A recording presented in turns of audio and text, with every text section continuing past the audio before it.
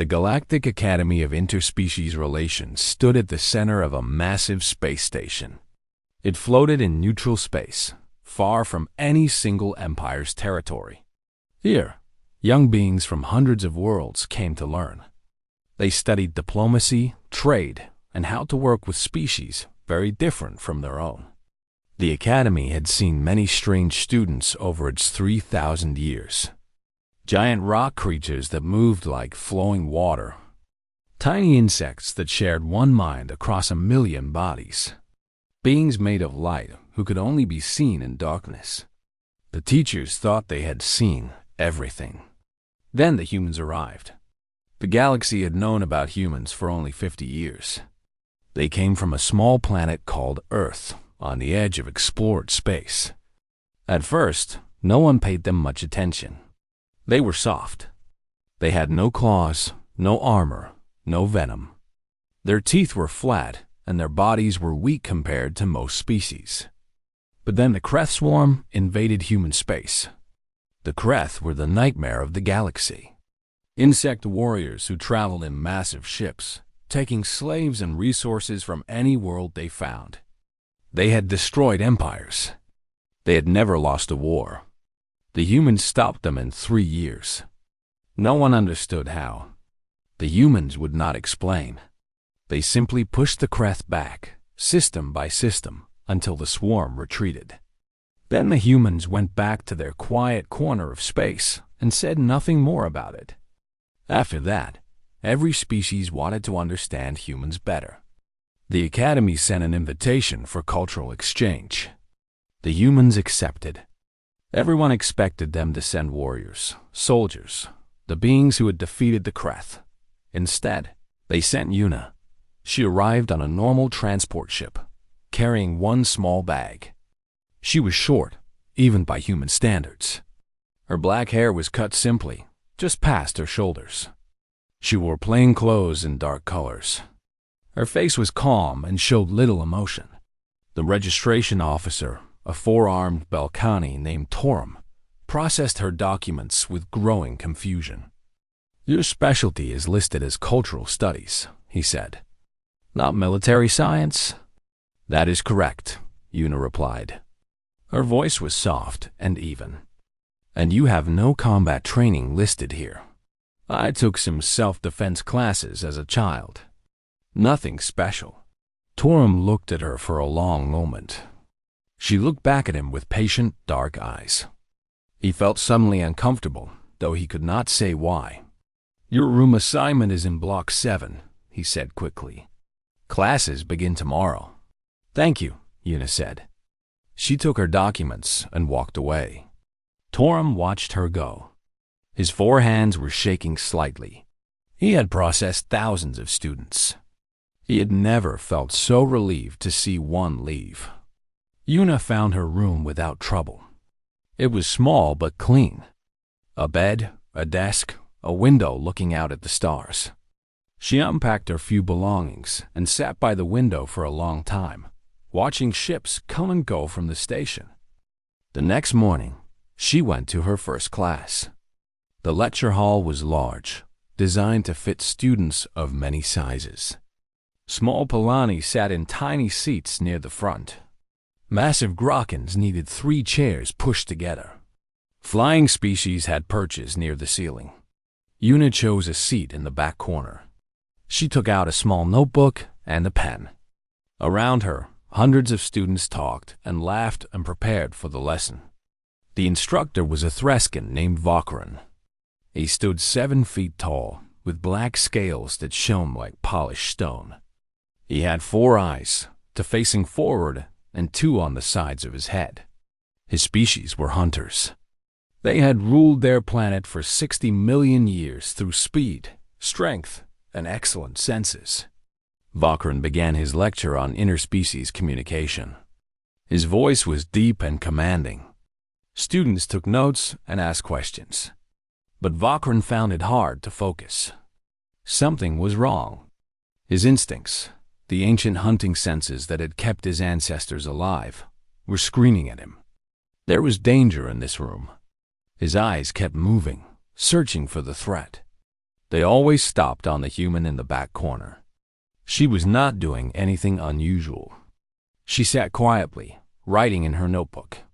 She did not look at him. She did not move suddenly or make any threatening gestures. But Valkyrin could not look away from her for long. Every time he tried to focus on other students, his eyes pulled back to her position. His muscles stayed tense. His heart beat faster than normal. He had felt this way only once before, when he was young. He had wandered into the territory of a rock serpent on his home world. The serpent had not attacked. It had simply watched him from the shadows, and Valkyrin had known, with absolute certainty, that he could die at any moment. He felt that way now. In a classroom, looking at a small human female who was taking notes on communication theory. It made no sense. 3 rows ahead of Yuna, a Volcani student named Kira was having her own problems. The Volcani were pack hunters from an ice world. They looked somewhat like earth wolves, but stood on 2 legs and had hands as well as paws. Their ears were their greatest tools, able to hear heartbeats from across a room and track prey through blizzards by sound alone. Kira sat facing the front of the classroom. She had not turned around once, but her ears kept swiveling backward toward the human behind her. She could hear Yuna's heartbeat. It was slow and steady, impossibly calm. Most prey species had fast heartbeats when surrounded by predators. Most predator species had hearts that sped up when they sensed challenge or competition. Yuna's heart beat like she was alone in a quiet room. Like nothing in this hall full of dangerous beings was worth noticing. That steady rhythm made Kira's fur stand on end. On the other side of the room, a young Morgoth named Groll was also watching the human. The Morgoth were massive, with thick gray skin, small eyes, and large tusks. They were apex predators who ruled through size and intimidation. Groll had never been afraid of anything. His kind were built to dominate. But when he looked at the human, he felt something unfamiliar twist in his stomach. She was so small, so quiet. She was not looking at anyone. She was not trying to establish dominance or show strength. And yet every predator instinct Groll had was focused on her. After class, Groll cornered another Morgoth student in the hallway. "Did you see the human?" he asked. "The little one in the back?" "Yes. What did you think?" The other Morgoth was quiet for a moment. "I think I do not want to make her angry. Why? She is tiny. She has no weapons. I do not know why. I just know." Groll nodded slowly. He felt the same way. Yuna, meanwhile, walked to the commissary for lunch. She bought simple food and found an empty table in the corner. She ate alone, reading something on her datapad. Around her, the commissary was full of students. Predators sat with predators. Prey species grouped together for safety. Hive minds buzzed to each other in their own languages. No one sat near Yuna, but many eyes watched her. She did not seem to notice. She finished her meal, cleaned up after herself, and walked to her next class. In the following days, a pattern became clear. Yuna attended every class. She arrived early and sat in the back. She took careful notes and answered questions when asked. Her answers were always correct, delivered in that same soft, calm voice. She did not make friends. She did not join study groups. She did not attend social events. But she was never truly alone, because wherever she went, predators watched. They could not help it. Something about her triggered every hunting instinct they had. Not the instinct to chase or attack. Something older and deeper. The instinct that said, "Pay attention to this one. Do not forget where she is. Do not let her out of your sight." The prey species had a different reaction. When Yuna sat near them in class or walked past them in hallways, they felt calmer, safer, like something was protecting them, even though they could not see what. A small Palani student named Bora noticed this most clearly. The Polani were gentle beings, covered in soft blue fur, with large eyes and timid natures. They came from a peaceful world and were often targets for bullying at the academy. Bora had spent her first weeks at the academy terrified. So many predators surrounded her every day. She jumped at shadows and slept poorly at night. But when the human arrived, something changed. Bora was not sure what it was. She only knew that when Yuna was nearby, her fear grew quiet. Her hand stopped shaking. She could breathe normally again. She wanted to thank the human. She wanted to ask her how she did it. But every time she tried to approach Yuna, her courage failed. So she watched from a distance, like everyone else.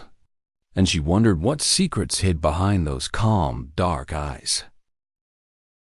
3 weeks passed at the academy. Yuna continued her quiet routine. She attended classes, studied in the library, ate her meals alone, and returned to her room each evening. She spoke when necessary and was polite to everyone she met. But she made no effort to form connections. The predator species still watched her. They could not stop. Some had tried to ignore her, to prove to themselves that she was not special. It never worked. Their eyes always found her again within minutes. The prey species still felt safe near her. Some had started sitting closer to her in class, though they did not speak to her. Her presence was like a warm fire on a cold night. They did not understand it, but they welcomed it. Instructor Vokran had begun keeping notes about the human. He wrote down every observation, trying to understand what his instincts were telling him. The notes filled 3 data pads. He was no closer to an answer. On this particular day, the trouble began in the Eastern Corridor. The Eastern Corridor connected the dormitory blocks to the main academic building. It was long and narrow, with few windows. Students used it constantly between classes. Bora, the small Polani student, was walking through this corridor alone. Her next class was in 15 minutes, and she had stayed late in the library to finish an assignment. The corridor was nearly empty. She was thinking about her homework when a shadow fell over her. Grohl stepped out from an alcove, blocking her path. The young Morgoth was twice her height and 4 times her weight. His gray skin looked like stone in the dim lighting. His tusks gleamed as he smiled down at her. "Little prey," he said. "Walking alone. That is not smart." Bora froze. Her heart pounded so fast she thought it might burst. "Please," she whispered. "I am just going to class. Class can wait." Grohl moved closer. Behind him, 2 other Morgoth students appeared. They formed a wall of muscle and threat. "I want to talk to you about something." What? Grohl's smile grew wider. "About your place in this galaxy. About what you are. Food that walks and talks and pretends to be a person." Bora's eyes filled with tears. She had heard such words before. Many prey species face this kind of treatment from predators who believed that evolution made them superior. The academy had rules against it, but rules were hard to enforce in empty corridors. "I am a student," Bora said, her voice shaking. "Just like you." "No." Grohl leaned down until his face was close to hers. His breath was hot and smelled of meat. "Not like me. You are weak, soft. Your kind exists only because predators allow it. You should remember that. You should show proper respect." The other 2 Morgoth laughed. Bora trembled. She wanted to run, but they were blocking every direction. She wanted to scream, but who would help her? Most students were in class now. The few who might pass through this corridor would not want to challenge 3 Morgoth. "Maybe you should clean my boots," Grohl said, "to show that you understand your place." His friends laughed harder. Bora's tears spilled down her fur. This was the moment she had feared since arriving at the academy. The moment when a predator would remind her exactly what she was. Then footsteps echoed in the corridor. They were soft footsteps, quiet. The kind of sound you might miss if you were not paying attention. But every predator in that corridor heard them instantly. Gruel's head snapped up. His two friends turned toward the sound. Their laughter died. Una walked around the corner. She carried a datapad in one hand and a cup of tea in the other. Her pace was unhurried, the same calm walk she used everywhere. Her face showed no particular expression. She might have been walking through an empty park on a peaceful day. She did not look at the Morgoth. She did not look at Bora. She simply walked forward, toward them, as if they were furniture she needed to pass. Gruel felt his entire body go rigid. Something was wrong. Something was very, very wrong. The human was small. She had no weapons. She was not even looking at him. She posed no threat that his mind could identify. But his body knew better. Every muscle in Gruel's massive form wanted to step aside. Every instinct screamed at him to move out of her path. His heart pounded against his ribs.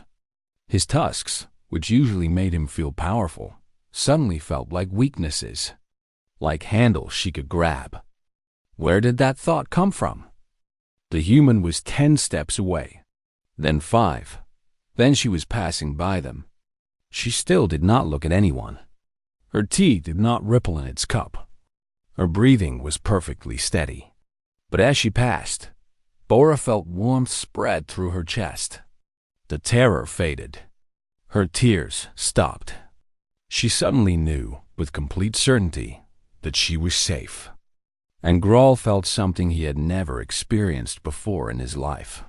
Fear. Not the kind of fear you feel when facing a worthy opponent. Not the excitement of a dangerous hunt. This was older, deeper. The fear that his ancestors had felt millions of years ago, before they became the dominant species on their world. The fear of prey. Una walked past them and continued down the corridor. She turned a corner and was gone. Her footsteps faded into silence. For a long moment, no one moved. Then Gruel stepped back from Bora. His two friends did the same. Without a word, the 3 Morgoth turned and walked away in the opposite direction. Bora stood alone in the corridor, shaking. But it was not fear that made her shake now. It was relief. It was amazement. The human had saved her. Without speaking, without fighting, without even looking at the threat. She had simply walked by, and everything had changed. The news of the incident spread quickly through the academy. Students talked in whispers. What had happened in the eastern corridor? Why had 3 Morgoths backed down from a confrontation? No one had ever seen that before. The stories grew as they traveled. Some said the human had threatened Gruel with a hidden weapon. Others claimed she had spoken words in an ancient language that compelled obedience. A few insisted that her eyes had glowed with strange light. None of these things were true. But the truth was harder to explain. That evening, several students found Gruel in the training gymnasium. He was lifting weights that would crush a normal being. His movements were angry, violent. What happened today? One of them asked. In the corridor? Gruel slammed the weights down. The floor cracked beneath them. Nothing happened, he growled. They say you let a prey species go. They say you backed down from the human. I did not back down. Gruel's voice was defensive, but something in it shook. She was not worth my time. None of them were. Then, why did you leave? Gruel was quiet for a long time. When he spoke again, his voice was different, smaller. She was not doing anything, he said. Just walking. Just passing by. But I felt... He struggled for words. I felt like she already knew. Like she could see exactly how to end me. Like she had decided not to. And the decision could change. The other students said nothing. They understood the feeling. Many of them had experienced something similar when the human was near. She never looked at me, Gruel continued. Not once. I was not worth looking at. I was nothing. Less than nothing. His hands clenched into fists. How can something so small make me feel so weak? No one had an answer. On the other side of the station, Bora found the courage to do something she had wanted to do for weeks. She knocked on Yuna's door. The door opened after a moment. Yuna stood there in simple sleeping clothes, her datapad in hand. She looked at Bora with those calm, dark eyes. "Yes?" she said. Bora's words tumbled out in a rush. "I wanted to thank you. For today, in the corridor, you saved me. I do not know how, but you saved me, and I am grateful, and I wanted you to know that. And you are welcome," Yuna said. Her voice was gentle. "Are you all right?" The simple question broke something in Bora. She started crying again, but this time with relief. "I have been so scared," she admitted. "Every day. So many predators here. So many beings who could hurt me. I cannot sleep. I cannot focus on my studies. I keep waiting for something terrible to happen." Yuna watched her for a moment. Then she stepped aside. "Would you like to come in?" I was about to make tea. Bora hesitated. She had never been in a human's quarters before. But something about Yuna made her feel brave. She stepped inside. The room was simple and clean. A few books on the desk. Some clothes hung neatly in the closet. A small plant grew by the window. Yuna made tea while Bora sat on the bed. The human's movements were precise and efficient. She did not waste any motion. Yuna said, handing Bora a warm cup. "This should help you feel calmer." Bora wrapped her small hands around the cup. The warmth spread through her. "How do you do it?" she asked. "Do what?" "Stay so calm. There are so many dangerous beings here. They watch you all the time. I have seen them. But you are never afraid." Yuna sat down across from her. She was quiet for a moment, thinking. "I do not see predators and prey," she said finally. "I see people. Some of those people make bad choices. Some are cruel.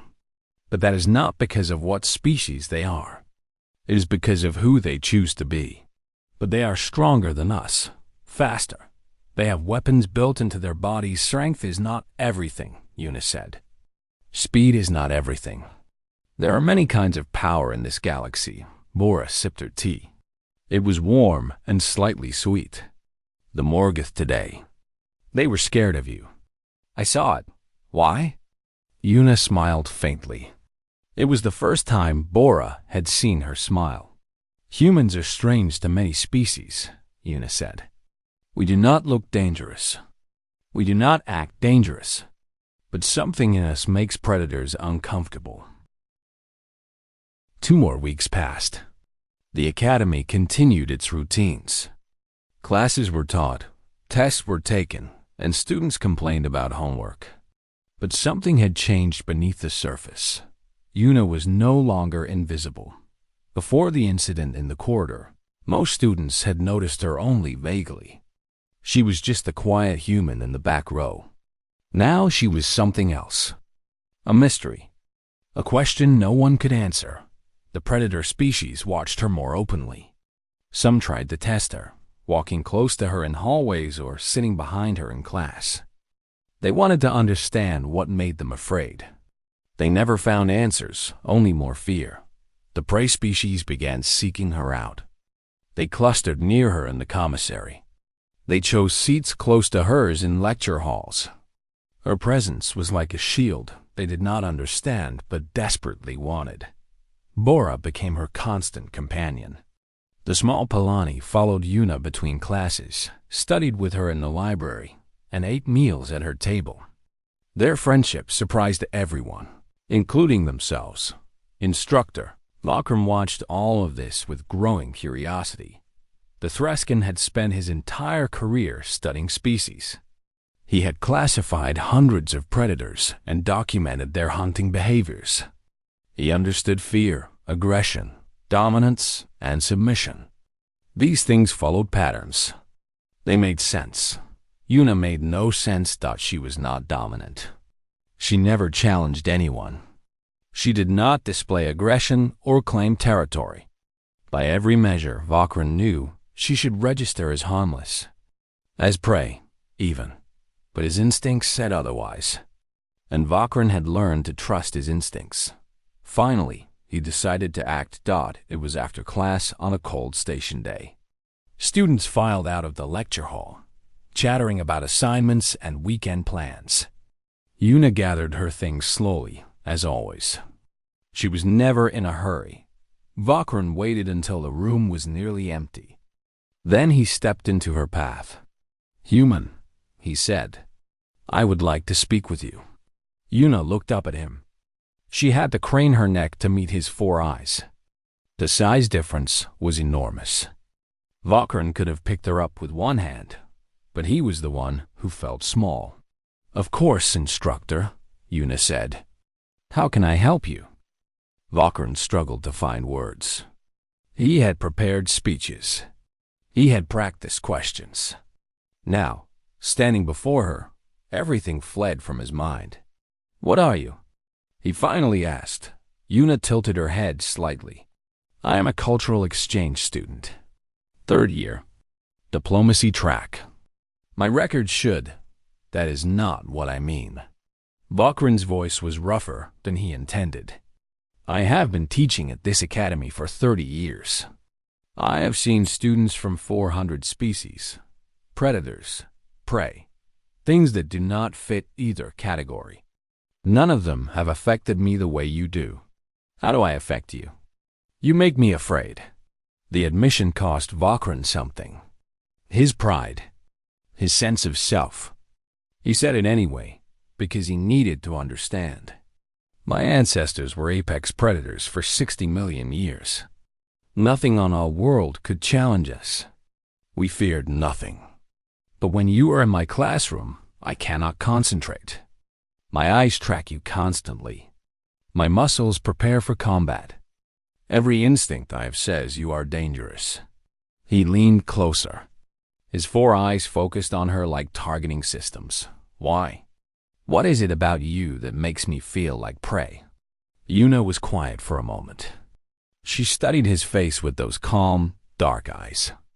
Then she did something unexpected. She sat down on a nearby bench. It was a simple movement, unhurried, natural. But Vakran felt his entire body go rigid. His claws extended without his permission. His heart raced. She had lowered herself, reduced her height, made herself smaller. But instead of feeling safer, he felt more threatened. Why? It made no sense. "May I tell you a story about my people?" Yuna asked. Vakran forced himself to nod. "Long ago, on my homeworld, there were many large predators. Lions, tigers, bears, wolves. They were stronger than us, faster. They had claws and fangs that we lacked. By every measure, they should have hunted us to extinction. But they did not. No, they did not." Yuna set her datapad aside. Her hands rested in her lap, completely still. "Do you know why? Because humans developed weapons, technology. Those came later. In the beginning, we had nothing but rocks and sticks. The same tools that many animals can use. Yet we survived while better armed species died out. Do you know how?" Vakran shook his head. "We are persistence predators," Yuna said. The words hung in the air like a scent.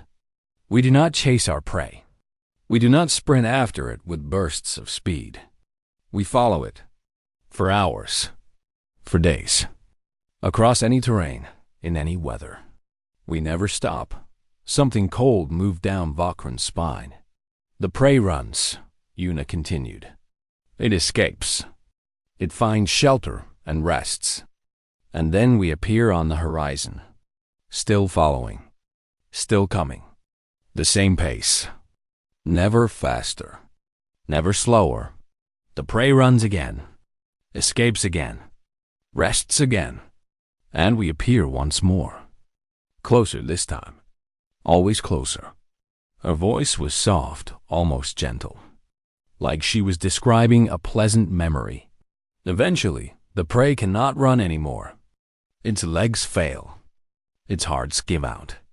It lies on the ground, exhausted beyond recovery. And we walk up to it, not even breathing hard, and finish what we started. Vakran realized his legs were trembling. Your ancestors knew this, Una said. Millions of years ago, before your species became dominant, there were things that hunted you the same way. Beings that did not rely on speed or strength. Beings that simply never stopped coming. The memory is in your blood, in your instincts. She looked up at him with those dark, patient eyes.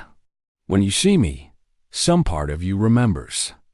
It looks at my flat face, my forward-facing eyes, my calm demeanor, and it thinks, this is something that follows. Something that waits. Something that does not need to be fast, because it knows I will eventually be tired. Vakran tried to speak. His voice would not work. I am not threatening you, instructor, Una said. I have no desire to harm anyone at this academy. I am here to learn, to grow, and to build bridges between our peoples. But I cannot change what I am. I cannot hide what millions of years of evolution have made me. She stood. The movement was smooth and calm. Vakran flinched anyway.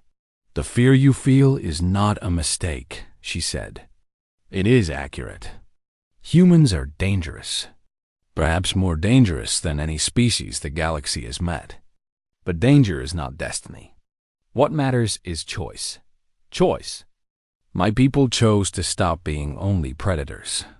We chose to build instead of hunt. To create instead of destroy. To offer friendship instead of pursuit. She smiled faintly. That is why I am here. To show the galaxy that humans can be trusted. That the thing you fear in us can be directed toward protection instead of predation. Vakran found his voice at last. And if someone threatens you? If someone attacks you? Una's smile faded. For just a moment, something else showed in her eyes. Something old and patient and deeply, terrifyingly calm.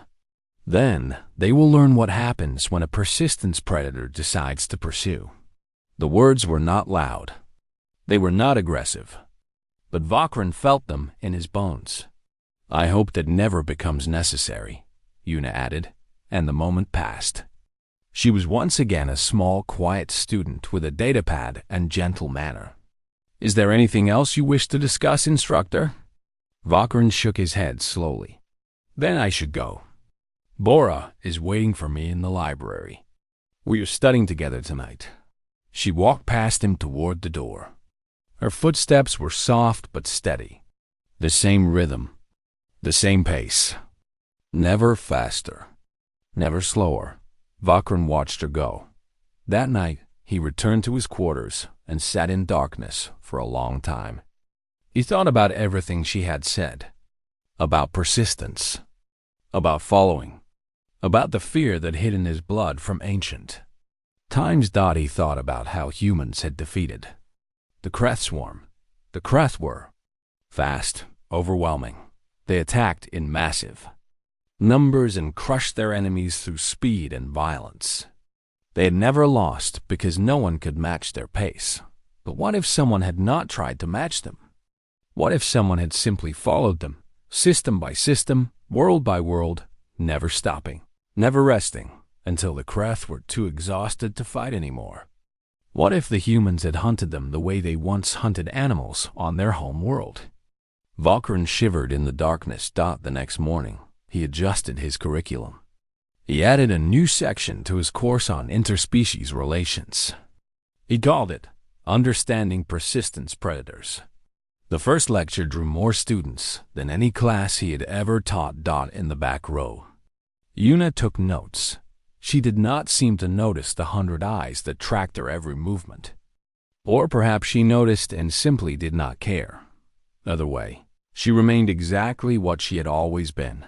Quiet, calm, and utterly unhurried. The thing that never stopped coming. The warning sirens shattered the silence at 3 in the morning. Yuna woke instantly. Her eyes opened, clear and alert, with no trace of confusion.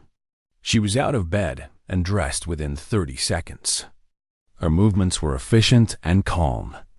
The sirens were loud.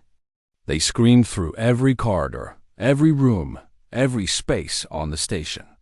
Red lights flashed in patterns that meant only one thing: enemy attack. Yuna stepped into the hallway. Students were flooding from their rooms, some in sleeping clothes, some barely awake. Fear filled the air like a physical thing. She could smell it. She spotted Bora immediately. The small Palani was pressed against the wall, trembling so hard she could barely stand. Her large eyes were wide with terror. Yuna moved to her side. "Stay with me," she said quietly. "We will get to the shelters." Bora grabbed her hand and held tight. "What is happening? What is attacking us?" Before Yuna could answer, the station's announcement system crackled to life. "Attention all students and staff. A Kreth scouting vessel has entered station space. A boarding party has breached the outer hull. All personnel proceed immediately to emergency shelters. This is not a drill. Repeat, this is not a drill." The Kreth.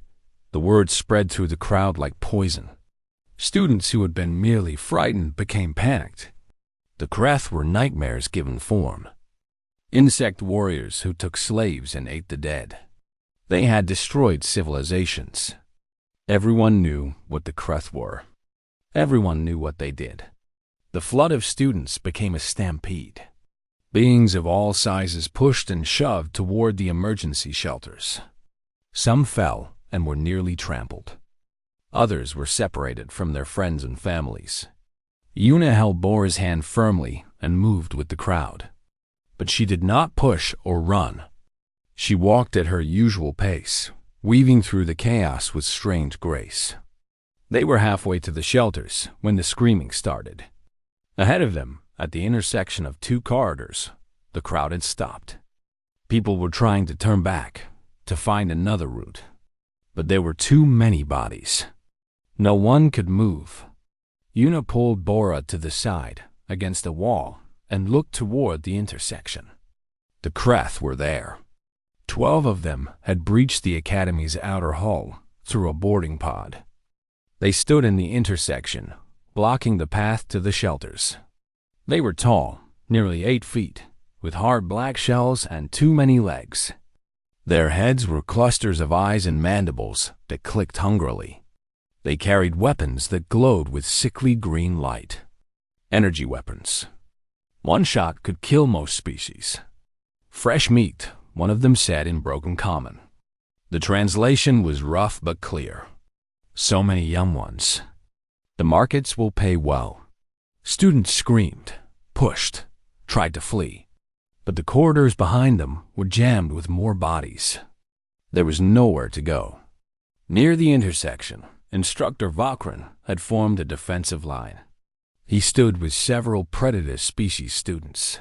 Kira the Valkani, 2 Grokkans who had been nearby, and even Grohl, the young Morgoth who had once bullied Bora. They were all terrified. Vakran could see it in their postures, their eyes, the way they held their improvised weapons. They were students, not warriors. They had never faced real combat. But they stood anyway. "Hold the line," Vakran said. His voice was steady, though his hearts raced. "Do not let them past us. The others need time to reach the shelters." The lead Kreth warrior laughed. The sound was like breaking glass. "You think you can stop us? We have burned worlds. We have ended species. You are children playing at war." Grohl stepped forward. His tusk gleamed in the emergency lighting. "Then come and teach us, insect. See what children can do." The Kreth warrior raised its weapon. And then footsteps echoed in the corridor. Soft footsteps, steady, unhurried. Everyone heard them. In the chaos and screaming, Somehow those quiet footsteps cut through everything else. The crowd parted. Yuna walked through them. She still held Bara's hand. She guided the small Palani to a safe spot against the wall, then released her. She turned and faced the Kreth. She did not run. She did not raise a weapon. She simply walked forward, toward the intersection, at the same calm pace she used everywhere. The Kreth warriors noticed her immediately. All 12 of their clustered eyes focused on the small human. Their mandibles stopped clicking. Their bodies went still. Something was wrong. The lead warrior could not identify what it was. The human was tiny, soft, unarmed. She posed no visible threat. But something in the warrior's ancient brain was screaming warnings. Danger. Danger. You should leave, Yuna said. Her voice was quiet and conversational. You are scaring my classmates. The lead warrior laughed again, but the sound was different now. Uncertain. Human, it said. We remember your kind. We remember your war. But you are 1, and we are 12. This is not your territory. Everywhere I stand is my territory, Yuna said. The words were not boastful. They were simply true. The warrior decided this had gone far enough. Enough talk. The human was small and alone. Whatever strange feeling she caused, it meant nothing against superior numbers and weapons. The warrior lunged. It was fast. Incredibly fast. The Kreth were known for their speed. Their attacks came like lightning, too quick for most species to react. But Yuna was not where the attack landed. She had not seemed to move quickly. There was no blur, no desperate dodge. She simply was not there anymore. She was 2 feet to the left, still standing in that same relaxed posture. The warrior's momentum carried it past her. And then it was on the ground, its primary attacking arm bent backward at an impossible angle. It screamed in pain. Yuna had not stopped moving. She walked through the Kreth like water through stones. Her pace never changed. Her expression never shifted. But warriors fell around her. One swung a blade. She stepped aside, and the blade hit another Kreth. 2 fired their weapons. She moved between the shots, and the energy burned holes in the wall instead. 3 tried to grab her with their many legs. She flowed through their grasps like smoke. And always, she kept walking forward. The remaining Kreth warriors stopped attacking. They stood in a rough circle around her, weapons raised, but none of them moved. They understood now. They had seen this before. In the war. On human ships and human worlds. This was not a civilian. This was not a cultural exchange student. This was a hunter. You have 2 choices, Yuna said. Her voice was still calm, still quiet. Leave now and tell your swarm that this station is protected. Or stay and become a lesson for those who come after you.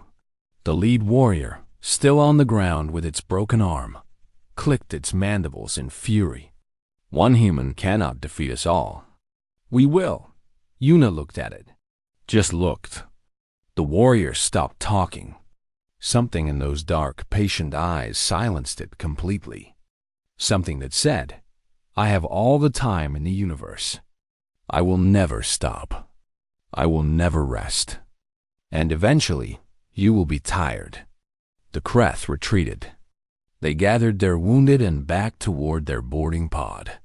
They did not turn their backs on her. They did not speak. They simply retreated, step by step, until they reached their vessel and disengaged from the station. The boarding pod launched into space. The Kreth ship followed moments later, jumping to hyperspace. For a long moment, the corridor was silent. Then Yuna turned around. She faced the crowd of students, the defensive line that had tried so hard to protect them, the hundreds of eyes that stared at her in shock. Is everyone all right? She asked. No one answered. No one could find words. Laura pushed through the crowd and ran to her. The small Polani threw her arms around Una and held tight, sobbing with relief. Una hugged her back. The gesture was gentle, warm, completely at odds with what everyone had just witnessed. Vakran found his voice first. "How?" he asked. "How did you do that?" Una looked at him over Bora's head. "They made a mistake," she said simply. "They thought they were the predators." Grohl stepped forward. The young Morgoth's face was strange. The arrogance was gone, replaced by something like wonder. "You were never afraid," he said. "Not even for a moment." "Fear is a choice," Una said. "I choose not to make it. But they could have killed you. 12 warriors with weapons against one unarmed human." Una smiled. It was a small smile, gentle and sad. "They were never going to kill me," she said. "They were just going to try." She released Bora and looked around at the crowd. Students of every species. Predators and prey. Beings who had been terrified moments ago and now stared at her like she was something from legend. "The shelters are clear now," she said. "Everyone should rest. There will be questions tomorrow and probably many meetings. But for tonight, you are safe." She took Bora's hand again. "Come," she said to the small Polani. "I will walk you back to your room." They walked away together, the human and the prey species, leaving behind a corridor full of beings who were only beginning to understand what they had witnessed. That night, no one at the academy slept well. But it was not fear that kept them awake. It was the memory of soft footsteps, steady and unhurried, walking toward danger without pause. And the knowledge that somewhere on the station, that same being was probably reading quietly in her room, calm as always, as if nothing special had happened at all.